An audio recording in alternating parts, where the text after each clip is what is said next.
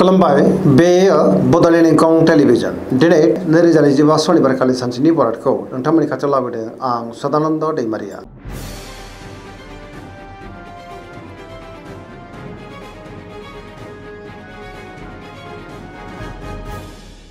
सिगां फरायनो लादों मेष राशि गिबि हांखो अ ल दिनैनि साना जोबोर मोजां बहानिफ्रायबा हरखाबै दिनै मोजां खौरांबो फैनो हागौ जेरावबो जाफुंसारगोन सुथुरखौ दिनै गोरलैयैनो फेजेननोबो हागोन गोबां मोजां खाबु दिनै मोननो हागौ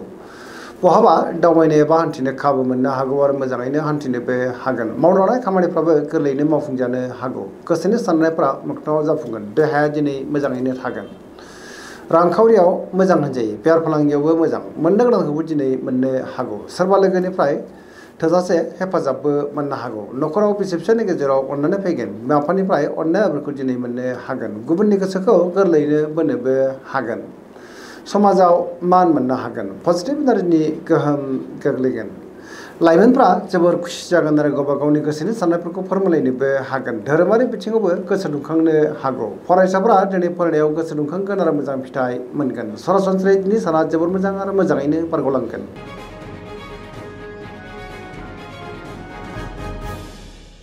वृष राशि गिबि हांखो इ उ ब दिनैनि साना जोबोर मोजां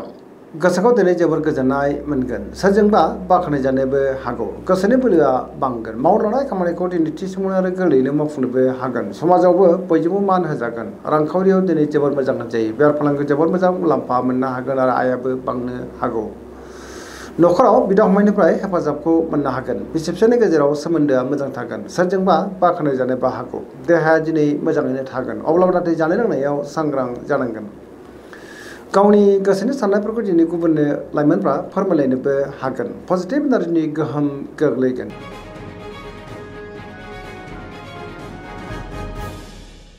मिथुन राशि गिबि हांखो क स दिनैनि साना जोबोर मोजां पजिटिभ एनार्जिनि गोहोम गोग्लैगोन मोनफ्रोमबो खामानिखौनो दिनै गोरलैयैनो मावफुंलांनो हागोन सोरजोंबा बाख्नायजानोबो हागौ गियाननि आंखाल जानाय नङा गावनि गोसोनि साननायफोरखौ दिनै लाइमोनफ्रा फोरमायलायनोबो हागोन गोसोआ दिनै जोबोर खुसि जागोन देहाया मोजाङैनो थागोन अब्लाबो नाथाय जानाय लोंनायाव सांग्रां जानांगोन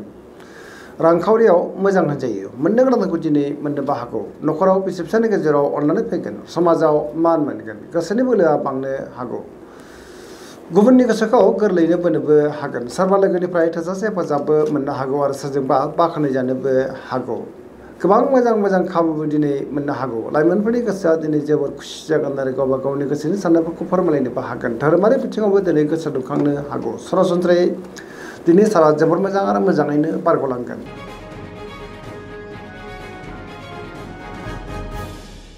कर्कट राशि गिबि हांखो ड ह दिनैनि साना जोबोर मोजां गोसोखौ जोबोर गोजोननाय मोनगोन गुबुननि थाखाय दिनै गोबां मोजां खामानि मावनानै होनोबो हागोन सोरजोंबा बाख्नायजानोबो हागौ गोसोनि साननायफ्रा दिनै मोगथाङाव जाफुंनोबो हागौ गोसोआव पजिटिभ साननाय फैगोन मावनो लानाय खामानिखौ दिनै थि समावनो आरो गोरलैयैनो मावफुंनोबो हागोन रांखावरियाव जोबोर मोजां होनजायो बेफार फालांगियावबो दिनै जोबोर मोजां मुलाम्फा मोनगोन न'खराव बिसि फिसायनि गेजेराव अननानै फैगोन समाजावबो मान मोननो हागोन देहाया दिनै मोजाङैनो थागोन गुबुननिफ्राय थोजासे हेफाजाबबो मोननो हागौ बिदा फंबायनिफ्राय हेफाजाब मोननो हागोन समाजावबो बयजोंबो मान होजागोन फरायसाफ्रा दिनै फरायनायाव गोसो दुंखांगोन आरो मोजां फिथाइ मोननोबो हागोन गुबुनजों मोजां सोमोन्दो लाखिनोबो रोंगोन।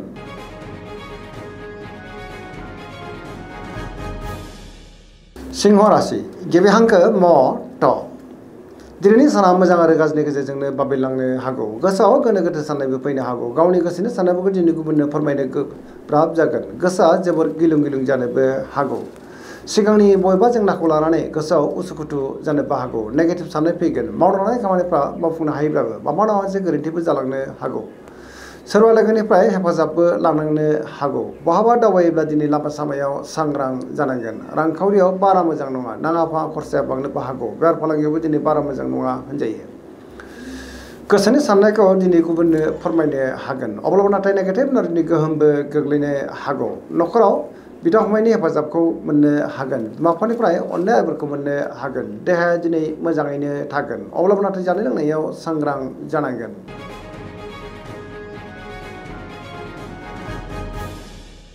कन्या राशि गिबि हांखो फ ट दिनैनि साना जोबोर मोजां गोसोखौ दिनै जोबोर गोजोननाय मोनगोन गोसोआव गोथों आरो गोग्गो साननाय फैगोन गियाननि आंखाल जानाय नङा सोरजोंबा बाख्नाय जानो हागौ रांखावरियाव दिनै जोबोर मोजां होनजायो बेफार फालांगियावबो जोबोर मोजां मुलाम्फा मोननो हागोन देहाया दिनै मोजाङैनो थागोन गोबां मुंदांखा सुबुंजों दिनै बहाबा लोगो मोनज्लायनोबो हागौ बिमा बिफानिफ्राय अननायफोरखौ मोननो हागोन बिदा फंबायजों मोजां सोमोन्दो थागोन बिसि फिसायनि गेजेराव अनलायनाया बांनो हागौ सोरजोंबा बाख्नाय जानोबो हागौ पजिटिभ एनार्जिनि गोहोम गोग्लैगोन लाइमोनफ्रा जोबोर खुसि जागोन गावबा गावनि गोसोनि साननायफोरखौ दिनै फोरमायलायनोबो हागोन सरासनस्रायै दिनै साना जोबोर मोजां आरो मोजाङैनो बारग'लांगोन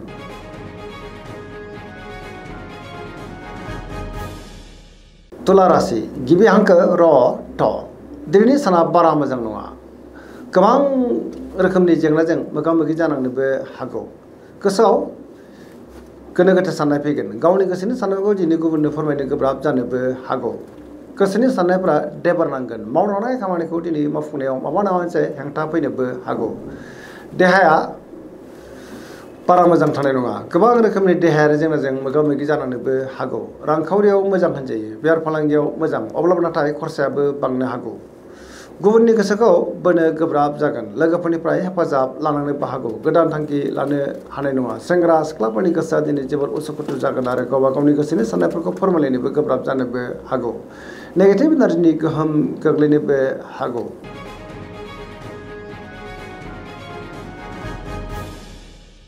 वृश्चिक राशि गिबि हांखो न स दिनैनि साना जोबोर मोजां पजिटिभ एनार्जिनि गोहोम गोग्लैगोन समाजाव लोगो लेवा बांगोन गोबां मोजां मोजां खाबुबो दिनै मोननो हागौ बहाबा दावबायनो एबा हान्थिनो खाबु मोननो हागौ आरो मोजाङैनो हान्थिनोबो हागोन मावनो हानाय खामानिफोरखौ दिनै थि समावनो आरो गोरलैयैनो मावफुंनोबो हागोन गुबुननिफ्राय थोजासे हेफाजाबबो मोननो हागौ गोसोनि साननायफोरा दिनै मोगथाङाव जाफुंगोन गोसोनि बोलोआ बांगोन समाजाव दिनै बयजोंबो मान होजागोन गुबुननि थाखाय गोबां मोजां खामानि मावनानै गोसोआव गोजोननाय फैगोन रांखावरियाव दिनै जोबोर मोजां होनजायो बेफार फालांगियावबो दिनै जोबोर मोजां मुलाम्फा मोननो हागोन अब्लाबो नाथाय खरसायाबो बांनो हागौ देहाया दिनै मोजाङैनो थागोन गोबां मोजां मोजां खाबु दिनै मोननोबो हागौ फरायसाफोरा फरायनायाव गोसो दुंखांगोन आरो मोजां फिथाइ मोननो हागोन लाइमोनफ्रा जोबोर खुसि जागोन आरो गावबा गावनि गोसोनि साननायफोरखौ दिनै फोरमायलायनोबो हागोन पजिटिभ एनार्जिनि गोहोम गोग्लैगोन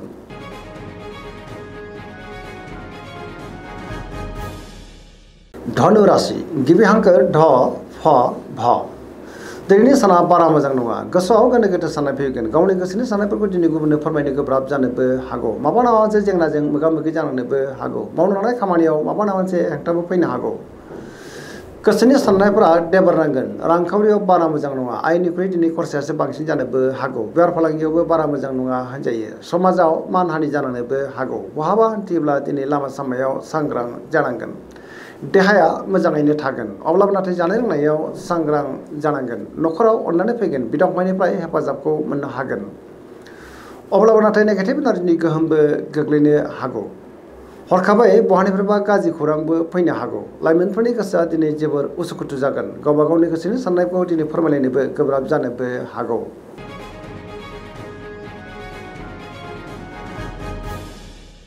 मकर राशि गिबि हांखो ख ज दिनैनि साना मोजां आरो गाज्रिनि गेजेरजों बाबेलांनो हागौ गोसोआव गोनो गोथो साननायबो फैनो हागौ गावनि गोसोनि साननायफोरखौ दिनै गुबुननो फोरमायनो गोब्राब जागोन मावनो हानाय खामानिफोरखौ मावफुंनायाव माबा मोनसे हेंथा फैनोबो हागौ बहाबा हान्थियोब्ला दिनै लामा सामायाव सांग्रां जानांगोन रांखावरियाव बारा मोजां नङा नाङा फाङा खरसा दिनै बांनोबो हागौ बेफार फालांगियावबो बारा मोजां नङा होनजायो गुबुननि थाखाय नाङा फाङा जेंनायाव गोग्लैनांनोबो हागौ गुबुनजों मोजां सोमोन्दो लाखिनो गोब्राब जागोन मोनफ्रोमबो खामानिखौ मावनायाव माबा मोनसे हेंथाबो फैनो हागौ गोदान खामानियाव आखाइ होजेननो हानाय नङा बिदा फंबायनिफ्राय हेफाजाबखौ मोननो हागोन सेंग्रा सिख्लाफ्रा दिनै गावबा गावनि गोसोनि साननायफोरखौ फोरमायलायनोबो हागोन फरायसाफ्रा दिनै फरायनायाव गोसो दुंखांगोन आरो मोजां फिथाइ मोननोबो हागोन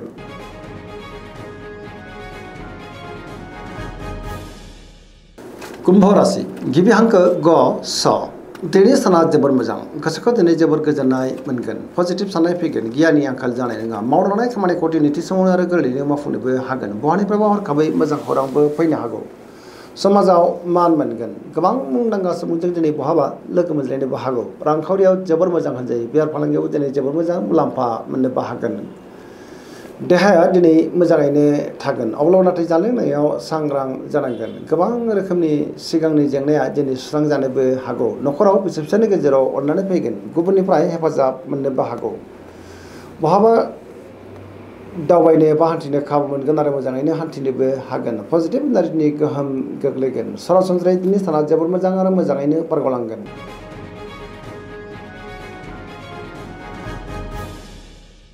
मीन राशि गिबि हांखो ड स दिनैनि साना जोबोर मोजां गावनि गोसोनि साननायफोरखौ दिनै गुबुननो फोरमायनोबो हागोन गुबुननि थाखाय गोबां मोजां खामानि मावनानै होनोबो हागोन पजिटिभ साननो रोंगोन आरो गियाननि आंखाल जानाय नङा गोसोनि बोलोआ दिनै बांनो हागौ गावनि गोसोनि साननायफोरखौ गुबुननो फोरमायनोबो हागोन देहाया दिनै मोजाङैनो थागोन अब्लाबो नाथाय जानाय लोंनायाव सांग्रां जानांगोन रांखावरियाव मोजां होनजायो बेफार फालांगियावबो मोजां मुलाम्फा मोननो हागोन सोरजोंबा बाख्नाय जानोबो हागौ लाइमोनफोरनि गोसोआ दिनै जोबोर खुसि जागोन